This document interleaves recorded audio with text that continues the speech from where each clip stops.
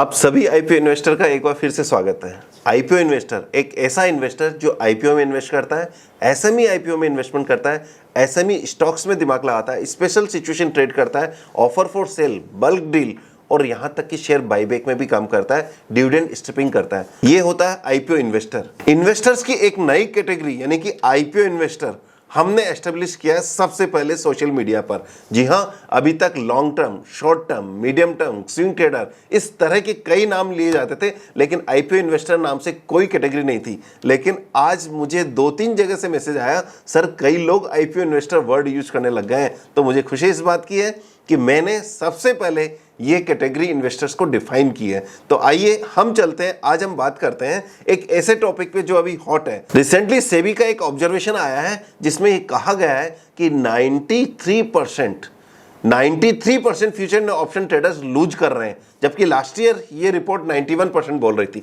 तो 93% future and option trader lose कर रहे हैं। इसका मतलब 100 में से 93 लोग जो फ्यूचर ऑप्शन में काम करते हैं वो लूज कर रहे हैं। और सबसे बड़ा रीजन है इसका हीरो एंड जीरो ट्रेड। कई लोग इसको बहुत प्रमोट करते हैं, हीरो एंड जीरो ट्रेड, लेकिन क्या मैं आपसे पूछता हूं, जब 93% लूज करते हैं तो क्या हमें उस प्रोबेबिलिटी में जाना जरूरी है? ये वही हो गया जिस तरह से हम कैसीनो में जाके खेलते हैं, जहां probability of our losing more than 50% होती है। कैसीनो में तो हमारी लूज करने की प्रोबेबिलिटी 57% होती है, उसमें भी हम नहीं जीत पाते हैं। तो 93% जहां लूज करने की प्रोबेबिलिटी हो वहां कैसे जीतेंगे?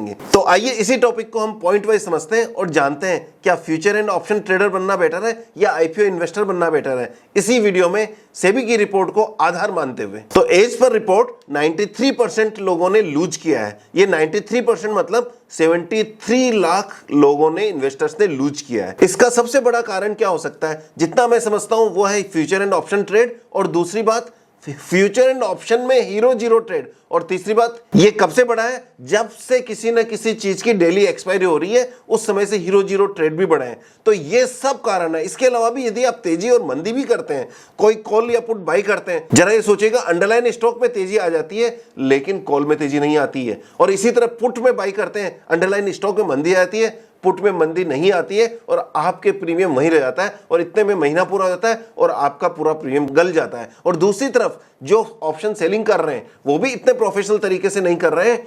जो कर रहे हैं वो 2-4 महीने कमाते हैं, 5वें महीने में बड़ा नुकसान लग जाता है। रीजन कि एक ऐसी स्पाइक आ जाती है जिसमें वो ट्रैप हो जाते हैं। तो कुल मिलाकर ये एक तरह से डेथ ट्रैप की तरह है। एज पर रिपोर्ट एवरेज नुकसान हर ट्रेडर का 1,20,000 रुपए के आसपास है। यहां इंपॉर्टेंट बात यह नहीं है कि 1,20,000 तो छोटा सा रकम लगता है आपको, लेकिन प्रॉब्लम क्या है? ये वही ट्रेडर है जो कंटिन्यूस ट्रेड कर रहे हैं, 2-2, 3-3 साल से नुकसान उठा रहे हैं और उसके बाद भी ट्रेड कर रहे हैं। अब हम थोड़े से हायर लेवल की थिंकिंग की बात करते हैं या सेकेंड ऑर्डर थिंकिंग की बात करते हैं, जिसमें यह कहा गया है कि 4 लाख ट्रेडर्स यानी कि 3.5% लोगों को एवरेज 28 लाख रुपए का नुकसान हुआ है।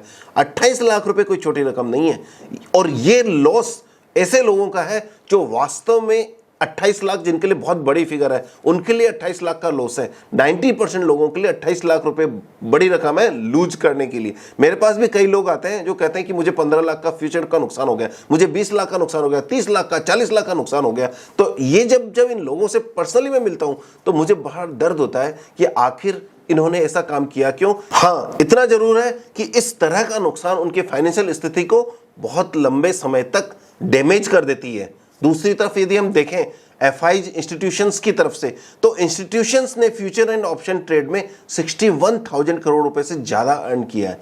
ये वही लोग हैं जो बड़े पैसे के साथ बैठे हैं, और इनमें से मोस्टली एल्गो ट्रेड कर रहे हैं, यानी कि मशीन ट्रेड करते हैं, इमोशन फ्री ट्रेडिंग कर रहे हैं, वो लोगों ने पैसा कमाया है। लेकिन यदि इनके पॉइंट ऑफ व्यू से यदि मैं बात करूं तो भी आप एक बात मान के चलिएगा, इन्होंने भी कोई हर साल पैसा डबल नहीं किया है। मोस्टली अपने पैसे का रिटर्न निकाल पाते हैं, जो 20 से 30% के आसपास होता है, उतना ही रिटर्न निकाल पाते हैं। तो जरा सोचिए, जो 1000 करोड़ रुपए लेके बैठा है वो हीरो जीरो में तो जाएगा नहीं, वो गारंटेड रिटर्न 20 से 30%, 15 से 20% किस तरह से मिल सकता है, उस तरह से रिटर्न निकालने की कोशिश करता है। तो 61,000 करोड़ रुपए निकालने के लिए, अर्न करने के लिए कम से कम इन्होंने 6 लाख करोड़ रुपए इन्वेस्टमेंट कर रखे हैं, ये आप मान के चलिएगा। तो आप ये जान लीजिए, एक छोटे इन्वेस्टर के तौर पर आप उनसे कैसे फाइट कर सकते हैं जो 6 लाख करोड़ रुपए लेके बैठे हैं और 60,000 करोड़ रुपए, 61,000 करोड़ रुपए साल का कमा रहे हैं, और हम 60,000 और 6 लाख रुपए लेकर उनसे जीतना चाहते हैं। ये पॉसिबल नहीं है। तो if you can not fight them, या तो ज्वाइन कर लो, नहीं तो रास्ता छोड़ दो। जरूरी नहीं है हमें पैसा कमाना है और सिर्फ फ्यूचर एंड ऑप्शन से ही कराना है, ऐसा कोई जरूरी नहीं है। और इसमें एक और ट्रिगर आता है कि फ्यूचर एंड ऑप्शन ट्रेड में कितनी ब्रोकरेज लगती है। हम कहते हैं हमारा डिस्काउंट ब्रोकिंग में काम कर रहे हैं, हमारा सौदा 1 रुपए में होता है, हमारा 20 रुपए पर लोड ट्रांजेक्शन हो जाता है, या कोई भी डिस्काउंट ब्रोकिंग में कर लीजिए। लेकिन जो डेटा बता रहा है वो ये बता रहा है कि फ्यूचर एंड ऑप्शन में 25,000 करोड़ रुपए की ब्रोकरेज हुई है, एसटीटी और स्टाम्प ड्यूटी 13,800 करोड़ रुपए के हुए, और एक्सचेंज की फीस 10,200 करोड़ रुपए की हुई है। इतने एक साल में फीस दी गई है इन्वेस्टर्स, ट्रेडर्स और इंस्टीट्यूशनल ट्रेडर्स की तरफ से। यदि टोटल देखते हैं तो लगभग 50,000 करोड़ रुपए का खर्चा है, और टोटल जो मुनाफा बता रहे हैं वो 61,000 करोड़ रुपए है। तो यहां कैलकुलेशन क्या आती है कि टोटल 73 लाख इन्वेस्टर्स ने 1,20,000 रुपए लूज किया। इसका मतलब ये मान लेते हैं कि लगभग 80,000 करोड़ रुपए लूज किया। दूसरी तरफ इंस्टीट्यूशंस ने 61,000 करोड़ रुपए कमाए और टोटल खर्चा लगा 50,000 करोड़ रुपए। यानी कि जितना लूज इन्वेस्टर्स ने किया है उतना, या जितना इंस्टीट्यूशन ने कमाया है उतना, लगभग उतना ही सरकार के डिफरेंट तरीके के टैक्सेस और ब्रोकरेज के नाम से खर्चा आपकी जेब से लगा है। तो कुल मिलाकर मैं ये कहना चाहूंगा कि ज्यादातर लोग जो फ्यूचर एंड ऑप्शन ट्रेडिंग करते हैं उनका मेन ऑब्जेक्ट होता है कि बड़ा पैसा कमाना, ओवरनाइट करोड़पति बन जाना, जो प्रैक्टिकली कहीं भी पॉसिबल नहीं है, ये आप मान के चलिएगा। और वैसे भी ध्यान रखिए, जुए यानी कि सट्टे को द्रौपदी का श्राप है कि कोई भी सट्टे में पैसा कमा के नहीं जा सकता। फिर भी जब लॉस हो जाता है तो हमने ये भी देखा है रिपोर्ट के हिसाब से कि 75% ट्रेडर 2 साल तक कंटिन्यूस लॉस रहने के बाद भी तीसरे साल भी ट्रेडिंग कर रहे हैं। जरा ये सोचिए कि ये तो एक नशे की लत जैसी हो गई है कि हमें ट्रेड करना ही है। तो यहां पर क्या हमारे पास कोई सॉल्यूशन है? क्या हमारा ऑब्जेक्ट फ्यूचर ऑप्शन से पैसा कमाना है या शेयर बाजार से पैसा कमाना है? हमारा ऑब्जेक्ट होना चाहिए शेयर बाजार से पैसा कमाना है, और वो वैसे कमाना है जिससे पैसा कमाना पॉसिबल है। क्योंकि आम इन्वेस्टर, आप जैसे और हम जैसे छोटे मोटे इन्वेस्टर इंस्टीट्यूशन से फाइट नहीं कर सकते हैं, पैसे वालों से फाइट नहीं कर सकते हैं जो 6 लाख करोड़ रुपए लेकर बाजार में काम कर रहे हैं। और हाँ, ये बात ध्यान रखिएगा, उनके 61,000 करोड़ प्रॉफिट में हेजिंग का प्रॉफिट भी इंक्लूड है। यदि उनके पास कोई होल्डिंग पड़ी है और उन्होंने आउट ऑफ मनी कॉल बेच रखी है तो ये जो हेज कर रखा है ये प्रॉफिट भी इंक्लूड है। तो इसलिए ये सिर्फ उनका फ्यूचर ऑप्शन का प्रॉफिट नहीं मानना चाहिए, बल्कि ये टोटल स्ट्रेटेजी के कारण उनको प्रॉफिट मिला है। उनके पास बैकअप में शेयर्स पड़े इसलिए प्रॉफिट मिला है, अदरवाइज ब्रह्मा जी भी आकर फ्यूचर ऑप्शन में नहीं कमा सकते, क्योंकि यहाँ इतने सारे लोगों का दिमाग लगा होता है ट्रेड्स में, ये पॉसिबल नहीं है। आइए अब हम दूसरी तरफ बात करते हैं। एक आईपीओ इन्वेस्टर, जो हमारा नया नाम है आईपीओ इन्वेस्टर, चैनल को सब्सक्राइब नहीं तो कर लीजिए, क्योंकि ये बात सिर्फ हम ही करेंगे आपके साथ में। तो एक आईपीओ इन्वेस्टर सेफर परफॉर्मेंस कैसे है? अभी हम आईपीओ का डेटा देखते हैं तो पिछले 120 आईपीओ को जब हमने एनालाइज किया, जो 100 से अधिक टाइम सब्सक्राइब हुए, रिजल्ट्स देखिए आप, 120 में से 117 लिस्टिंग वाले दिन ग्रीन पर है, यानी कि आपने अलॉटमेंट आ गया तो आप प्रॉफिट में है 117 में। इनमें से 29 आईपीओ ने लिस्टिंग वाले दिन 100% से ज्यादा रिटर्न दिया है, और यदि आपने इनको होल्ड भी कर लिया है तो 2-3 महीने बाद में 29 की जगह 53 आईपीओ 100% प्रॉफिट में बैठे हैं। यदि हम दूसरी तरफ बात करें, 60 आईपीओ ने लिस्टिंग वाले दिन 90% से ज्यादा मुनाफा कमा के दिया है। 76 आईपीओ ने लिस्टिंग वाले दिन 50% से ज्यादा मुनाफा कमा के दिया है। तो कुल मिलाकर बात ऐसी है कि यदि 100% से ज्यादा जिन आईपीओ ने प्रॉफिट दिया है वो तो अच्छा कर ही रहे हैं, यदि 50% से ऊपर जिन्होंने प्रॉफिट दिया है वो भी 100% की तरफ चले गए हैं 3 महीने में। जैसा कि हमने देखा कि 29 की जगह 53 आईपीओ ऐसे हो गए जो 100% गेन पर बैठे हैं। अब 2024 के साल की बात कर रहे हैं, पिछले महीने तक का डेटा है।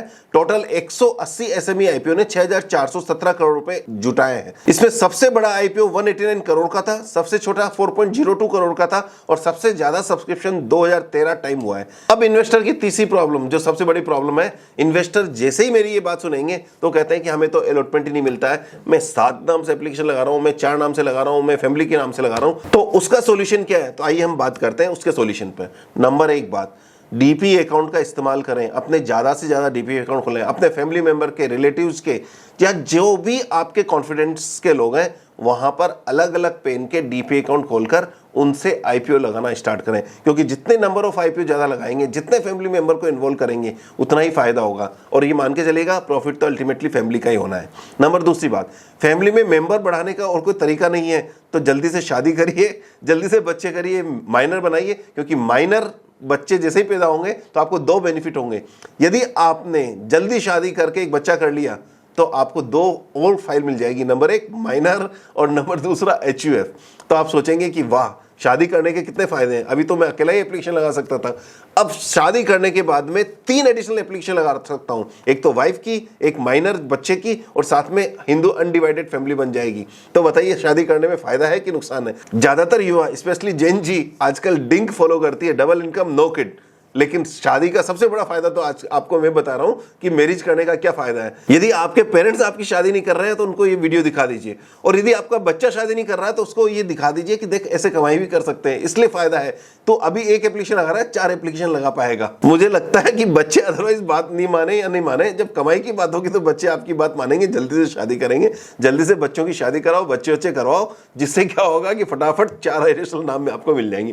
खैर, माइनर अकाउंट खोल सकते हैं। माइनर अकाउंट खोलने की क्या प्रोसीजर है? नंबर एक, आपको आधार चाहिए माइनर और गार्जियन का, पैन कार्ड चाहिए माइनर और गार्जियन का, बर्थ सर्टिफिकेट चाहिए माइनर की, बैंक अकाउंट चाहिए माइनर का, नेट बैंकिंग विद आसबा फैसिलिटी के साथ में, और साथ में अंडर गार्जियनशिप वाले सिग्नेचर उसमें चलेंगे। यह पॉसिबल है, स्पेशली कोटक बैंक में तो मैं यूज कर रहा हूं। साथ में एक सील चाहिए कि जैसे माइनर आपके बच्चे का नाम गोलू है तो गोलू गुप्ता, नीचे लिख सकते हैं माइनर, इस तरह की रबर स्टाम्प बनेगी। और यदि ये डॉक्यूमेंट तैयार नहीं है तो आज ही तैयार कर लीजिए और हमारी टीम को कांटेक्ट कीजिए, वो आपका डीमैट अकाउंट खुलवा देंगे। सेकंड है HUF अकाउंट।